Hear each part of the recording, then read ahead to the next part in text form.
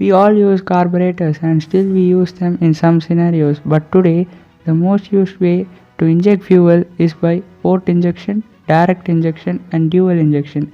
In port injection, as the name refers to, it injects the fuel in the intake port of the engine before the intake valve. In direct injection, it injects the fuel directly into the combustion chamber after the intake valve. In dual injection, it injects the fuel both in the intake port and directly into the combustion chamber.